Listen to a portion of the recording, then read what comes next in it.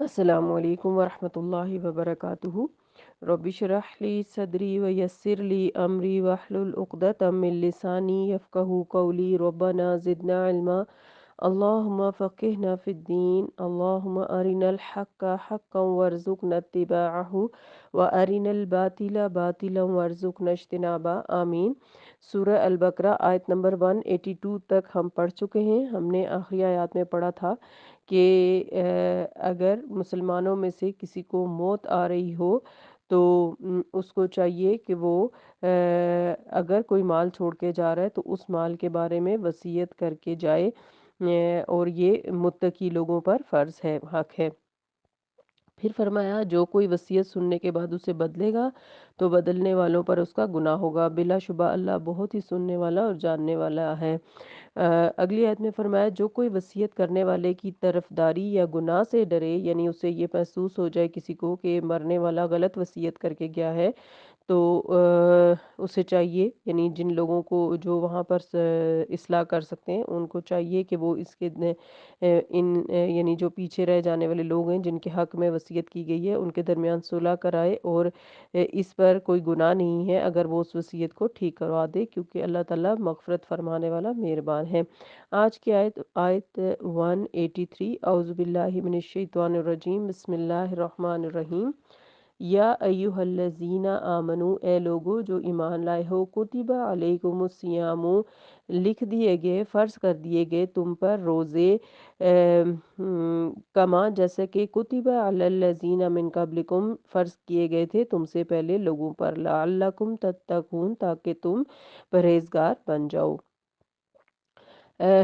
سیام جو ہے یہ صاد واو میم سوم سے ہے، جس کا لفظی معنی ہے کسی چیز سے رک جانا، کسی چیز کو چھوڑ دینا، اور اصطلاح میں، شرعی اصطلاح میں صبح صادق سے غروب آفتاب تک کھانے پینے اور بیوی سے تعلق سے رک جانا جو ہے یہ روزہ کہلاتا ہے۔ تو روزہ اپنے اندر برداشت پیدا کرنے کے لیے حکم دیا گیا، اور قرآن پاک میں روزے سے متعلق تفصیلی احکامات انہی آیات میں بیان کیے گئے ہیں۔ رسول اللہ صلی اللہ علیہ وسلم نے فرمایا اللہ کی راہ میں ایک دن کا روزہ رکھنا انسان کو 70 سال کے لیے آگ سے دور کر دیتا ہے، اور جو ہے یہ برائیوں سے روکنے کی ایک تدبیر ہے روزہ، کیونکہ تقوی تو ہر امت سے اختیار کرنے کا تقاضا کیا گیا ہے، کیونکہ تقوی کے بغیر کامیابی ممکن نہیں ہے۔ تو یہ مومن کی ٹریننگ ہوتی ہے، مرتے دم تک روزے سے اس کی ٹریننگ کی جاتی ہے۔ تو بہرحال جو روزے کے احکامات ہیں ان کے بارے میں یہاں ایمان والوں کو خطاب کر کے جو ہے وہ روزے کا اعلان کیا گیا ہے، اس کی فرضیت کا اعلان کیا گیا ہے۔ صلاۃ بھی مقررہ اوقات میں مومنوں ہی پر فرض کی گئی ہے۔ سورہ نساء میں جیسے کہ آتا ہے، نبی صلی اللہ علیہ وسلم کے فرمان کے مطابق اسلام کی بنیاد جن 5 ارکان پر رکھی گئی ہے ان میں سب سے پہلا رکن اس بات کی شہادت دینا ہے کہ اللہ کے سوا کوئی اور معبود نہیں، یعنی شرک سے پاک ایمان پہلی شرط ہے۔ پھر دیگر ارکان یعنی صلاۃ، نماز، صوم یعنی روزہ اور حج اور زکوٰۃ کا ذکر کیا گیا بخاری و مسلم میں۔ ایمان بھی اسی وقت معتبر ہوگا جب اس کو ہر قسم کے شرک سے پاک کر لیا ہو، اور ساتھ ہی طاغوت سے مکمل کنارہ کشی کر کے اور برات کے بعد یکسوئی ہو گئی ہو۔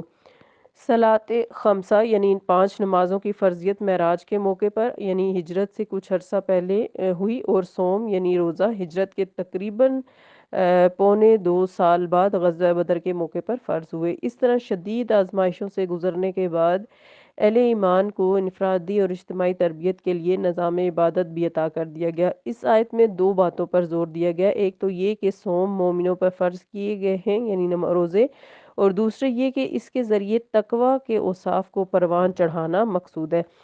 تو پھر اس کے بعد کہا گیا ہے کہ سوم میں اس کی غور و فکر اور خود احتسابی یعنی خود کو جانچنا، اپنی اصلاح کرنا کی صلاحیت زیادہ فعال ہو جاتی ہے، اللہ سے قربت ہوتی ہے اور ذوق عبادت بھی زیادہ ہو جاتا ہے۔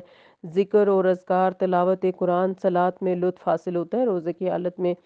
الغرض روزہ ایمان والوں کے اندر صبر کی صفت کو ابھارنے اور ضبط نفس کی تربیت کرنے کا بہت ہی مؤثر ذریعہ ہے، چنانچہ یہ پچھلی قوموں پر بھی فرض کیا جاتا رہا، اور اسی مقصد کے تحت نبی صلی اللہ علیہ وسلم نے ماہ سیام میں خصوصیت کے ساتھ قیام اللیل پر زور دیا۔ فرمایا جو ایمان اور احتساب کے ساتھ رمضان میں قیام اللیل کرے اس کے پچھلے گناہ معاف کر دیے جاتے ہیں۔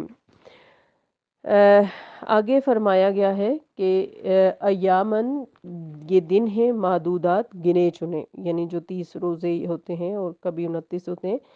فمن تو جو کوئی کانا ہو منکم تم میں سے مریضن مریض، اور مریض کون ہوتا ہے؟ ہر بیماری مراد نہیں بلکہ صرف وہ بیماری جس میں جان جانے یا بیماری بڑھ جانے کا اندیشہ ہو، او علی سفرین یا سفر پر ہو۔ عام چھوٹے سفر مراد نہیں ہے، بڑا سفر مراد ہے جس میں واقعی میں روزہ رکھنا مشقت ہو۔ فعدتم من ایام اخر تو گنتی پوری کرنا ہے دوسرے دنوں میں، یعنی رمضان کے علاوہ۔ وعلی الذین اور اوپر ان لوگوں کے یطیقونہ جو طاقت رکھتے ہوں اس کی فدیتن فدیہ ہے، طعام مسکین کھانا ایک مسکین کا، یعنی ایک روزے کے بدلے ایک مسکین کو کھانا کھلانا ہوگا۔ اب یطیقونہ میں جو طاقت رکھتے ہوں اس کی، یعنی مشقت سے کام لینا مراد ہے۔ تا واو قوف اس کا روٹ ہے یطیقونہ، تو اس سے مراد یہ ہے کہ مثلا مشقت سے کام لینا، تکلیف سے کام لینا، تو مثلا حاملہ عورتیں، دودھ پلانے والی عورت یا ایسے بیمار جو روزہ رکھ کر مصیبت میں پڑ جائیں تو وہ اگر روزہ نہیں رکھ سکتے تو ان کو ایک مسکین کا کھانا فدیہ دینا ہے۔ فمن تطوع خیرا تو جو کوئی خوشی سے کوئی نیکی کرے، فہو خیر لہ تو اس کے لیے بہتر ہے، یعنی اگر کوئی زیادہ بھلائی کرے، ایک روزے کے بدلے ایک مسکین کو کھانا کھلانے کے بجائے وہ 2 مسکینوں کو کھانا کھلا دے تو یہ اسی کے لیے بہتر ہوگا۔ وَأَن تَصُومُوا تو اور یہ کہ تم روزہ رکھو، خیر لکم بہتر ہے تمہارے لیے، ان کنتم تعلمون اگر تم جانتے ہو۔ تو یہ جو حکم ہے اس میں ہمیں بتایا گیا ہے کہ گنتی کے چند دن ہیں جس میں روزہ جو ہے وہ رکھنا بہتر ہے، لیکن اگر تم میں سے کوئی بیمار ہو یا مریض ہو تو وہ ان دنوں میں اس گنتی کو پورا کرے۔ بیماروں اور مسافروں کو یہ رخصت دی گئی ہے کہ مسافر سفر کی حالت میں اور مریض بیماری کی وجہ سے اگر اس مہینے میں کچھ صوم نہ رکھ سکے تو اس گنتی کو دوسرے دنوں میں پورا کریں۔ حدیث میں حاملہ اور رضاعت یعنی دودھ پلانے والی خواتین کے لیے بھی اس بات کی اجازت دی گئی ہے کہ ان کی یا بچے کی صحت کو خطرہ ہو تو وہ اس گنتی کو دوسرے دنوں میں پورا کر لیں۔ عبداللہ بن عمر رضی اللہ عنہما کہتے ہیں کہ حاملہ خاتون کو اگر حمل کا خوف ہو تو صوم کے بدلے فدیہ دینے کی رخصت دی گئی ہے۔ اور پھر فرمایا گیا کہ جو کوئی طاقت ہوتے ہوئے اس روزہ نہ رکھے تو وہ بطور فدیہ ایک مسکین کو کھانا کھلا دے۔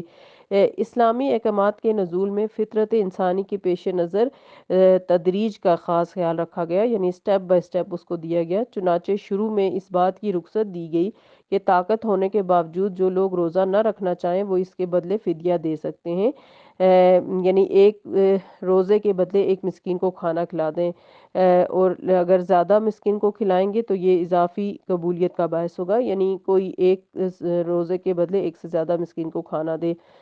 تو لیکن یہ حکم جو ہے بعد میں منسوخ کر دیا گیا اور اگلا حکم جو ہے اس کا ناسخ ہے۔ پھر حکم ہوا کہ شہر رمضان الذی رمضان وہ مہینہ ہے، انزلہ جس میں نازل ہوا، فی ہی اس میں یعنی اس رمضان مہینے میں، القرآن قرآن۔ شہر رمضان یہ واحد مہینہ ہے جس کا نام قرآن پاک میں یعنی آیا ہے، تو بہرحال اس میں قرآن پاک نازل ہوا۔ انزلہ فیہ القرآن اس میں قرآن نازل ہوا۔ ابن عباس کے مطابق لوح محفوظ سے آسمان دنیا کے بیت العزت میں قرآن پاک کو اتارا گیا سارا کا سارا، اور پھر اس کے بعد رمضان میں نازل ہونا شروع ہوا، رمضان کی طاق راتوں میں نازل ہونا شروع ہوا۔ تو قرآن پاک جو ہے وہ رمضان کی رات میں نازل ہونا شروع ہوا، جیسے کہ ماہ رمضان کی یہ فضیلت یہاں بیان کی گئی ہے کہ اس میں قرآن نازل ہوا۔ سورۃ القدر میں بتایا گیا کہ قرآن کو لیلۃ القدر میں نازل کیا گیا، اور سورہ دخان میں اس رات کو لیلۃ المبارکہ کہا گیا۔ اس طرح قرآن ہی سے یہ ثابت ہوتا ہے کہ لیلۃ القدر یا لیلۃ المبارکہ ایک ہی رات ہے، اور یہ ماہ رمضان کی وہ رات ہے جس میں قرآن پاک کا نزول شروع ہوا، یعنی پہلی وحی نازل ہوئی۔ متعدد صحیح احادیث سے واضح ہے کہ نبی صلی اللہ علیہ وسلم نے رمضان کے آخری عشرے میں للیت القدر کو تلاش کرنے کا حکم دیا ہے، اور اس مقصد کے لیے آخری عشرے میں اعتکاف کرنا سنت ہے۔ لہٰذا للیت القدر یا لیلۃ المبارکہ رمضان کے آخری عشرے کی طاق راتوں میں سے ایک رات ہے۔ پھر فرمایا جو لوگوں کے لیے ہدایت ہے اور ہدایت کی واضح دلیلوں پر مشتمل ہے۔ تو فمن شاہد منکم الشہر فلیصم، تو جو کوئی تم میں سے اس مہینے کو پائے تو اسے چاہیے کہ وہ روزہ رکھے۔ ومن کان مریضا او علی سفر فعدۃ من ایام اخر، البتہ جو مریض ہو یا سفر میں ہو تو وہ اس تعداد کو دوسرے دنوں میں پورا کرے۔ یہ آیت پچھلی آیت کی ناسخ ہے، یعنی اس کے ذریعے عام حالات میں روزے کے بدلے فدیہ دینے کی رخصت منسوخ ہو چکی ہے، البتہ مریض اور مسافر کے لیے روزہ نہ رکھنا اور اس گنتی کو دوسرے دنوں میں پورا کرنے کی رخصت باقی ہے۔ حدیث میں عمر رسیدہ افراد یا دائمی مریضوں کے لیے روزے کے بدلے فدیہ دینے کی رخصت دی گئی ہے۔ تو یہ بات آپ کو سمجھ آ گئی ہوگی کہ پچھلی آیت میں ہمیں بتایا گیا تھا کہ مریض اور مسافر جو ہے وہ روزہ رکھ سکنے کے باوجود اگر روزہ نہیں رکھتے تو وہ فدیہ دے دیں، لیکن اس آیت میں بتایا گیا کہ اب ایسا نہیں ہوگا، بلکہ جو روزہ رکھ سکتا ہے اسے روزہ ہی رکھنا ہوگا، صرف فدیے سے بات نہیں بنے گی۔ پھر آگے فرمایا ہے یرید اللہ بکم اليسر ولا یرید بکم العسر وان تکملوا العدۃ ولتکبروا اللہ علی ما ھداکم ولعلکم تشکرون۔ اللہ تم پر آسانی کرنا چاہتا ہے اور تمہیں مشکل میں نہیں ڈالنا چاہتا، تاکہ تم گنتی پوری کرو اور اللہ تعالیٰ کی دی ہوئی ہدایت پر اس کی بڑائی بیان کرو اور شکر کرو۔ جیسا کہ پچھلی آیات میں کہا گیا تھا کہ ماہ سیام ایمان والوں کی تربیت کا انتہائی قیمتی دورانیہ ہے۔ دن میں روزہ اور رات میں قیام کے ذریعے تزکیہ نفس یعنی اخلاقی خوبیاں پیدا کرنے اور زبان اور جذبات پر قابو حاصل کرنے، سیرت اور کردار کی اصلاح اور تعمیر کرنے اور صبر اور حلم کے اوصاف کو پروان چڑھانے کا موقع ملتا ہے۔ لہٰذا ضروری ہے کہ صائم یعنی روزہ دار اس مقصد کو پیش نظر رکھے۔ حدیث میں بھی اس بات پر بہت زور دیا گیا ہے، چنانچہ نبی صلی اللہ علیہ وسلم نے فرمایا کہ جو کوئی غلط بات اور غلط کام نہ چھوڑے تو اللہ کو ضرورت نہیں کہ وہ اپنا کھانا پینا چھوڑ دے۔ یہ بخاری کی روایت ہے۔ بالالفاظ دیگر اگر صائم زبان کو اور کردار پر قابو نہ رکھے تو مقصد روزہ حاصل نہیں ہوگا۔ ایک دوسری روایت میں ہے کہ رسول اللہ صلی اللہ علیہ وسلم نے فرمایا ہر انسان کا عمل 10 گنا سے 700 گنا تک بڑھایا جاتا ہے۔ اللہ عز و جل فرماتا ہے سوائے روزے کے، اور وہ تو میرے لیے ہے، میں ہی اس کا اجر دوں گا۔ وہ میری وجہ سے اپنی خواہشات پر قابو رکھتا ہے اور کھانا پینا چھوڑتا ہے۔ صائم کے لیے 2 خوشیاں ہوتی ہیں، ایک مسرت افطار کے وقت حاصل ہوتی ہے اور ایک فرحت اپنے رب سے ملاقات کے وقت۔ صائم کے منہ کی خوشبو اللہ کے نزدیک مشک کی خوشبو سے بہتر ہے، اور بخاری میں یہ اضافہ کیا گیا ہے کہ صوم ڈھال ہے، یعنی روزہ ڈھال ہے گناہوں سے۔ جب تم میں سے کسی کا روزہ ہو تو وہ نہ کسی سے جھگڑے نہ فحش کلامی کرے، اگر کوئی اسے گالی دے یا اس سے جھگڑا کرے تو وہ کہہ دے کہ میں تو روزے سے ہوں۔ الغرض صائم کو اس دوران اپنے رب سے بہت ہی قربت ہوتی ہے اور وہ شیطانی حملوں سے بڑی حد تک محفوظ رہتا ہے۔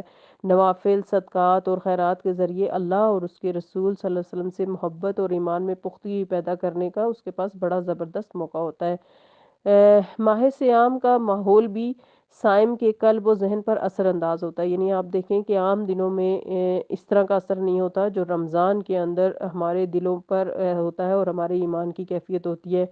اور قیام اللیل میں تسلسل سے قرآن سننا اس کی تربیت کے عمل میں بہت کام آتا ہے، اور جو رمضان کا مہینہ ہے انتہائی بابرکت مہینہ ہے اور اس کی فضیلت کئی روایات میں بیان کی گئی ہے۔ رسول اللہ صلی اللہ علیہ وسلم نے فرمایا جب رمضان آتا ہے تو جنت کے دروازے کھول دیے جاتے ہیں، یہ بخاری کی حدیث ہے۔ دوسری جگہ فرمایا کہ جب رمضان کا مہینہ شروع ہوتا ہے تو آسمان کے دروازے کھول دیے جاتے ہیں اور جہنم کے دروازے بند کر دیے جاتے ہیں اور شیاطین کو زنجیروں میں جکڑ دیا جاتا ہے۔ ماہ سیام اللہ تعالیٰ کا پسندیدہ مہینہ ہے، اور بعض روایات کے مطابق اس مہینے میں اعمال خیر کا اجر 70 گنا تک بڑھا دیا جاتا ہے، اور بخاری کی روایت کے مطابق نبی صلی اللہ علیہ وسلم نے رمضان میں بالخصوص عمرے کا حکم دیا ہے اور فرمایا کہ رمضان میں عمرہ کرنا حج کے برابر ہے یا کچھ اسی طرح فرمایا ہے۔ اسی طرح ماہ سیام مومن کے لیے بہت بڑی نعمت ہے۔ یہ احساس کہ اللہ تعالیٰ نے ہدایت عطا فرما کے ہم پر کتنا عظیم احسان فرمایا ہے، مومن کے دل میں جذبہ تشکر پیدا ہوتا ہے، چنانچہ اس کو والہانہ اپنے رب کی عظمت اور کبریائی اور حمد و ثنا میں جو ہے وہ لطف آتا ہے، اور اسے چاہیے کہ وہ ہمیشہ اپنے رب کی کبریائی میں رہے۔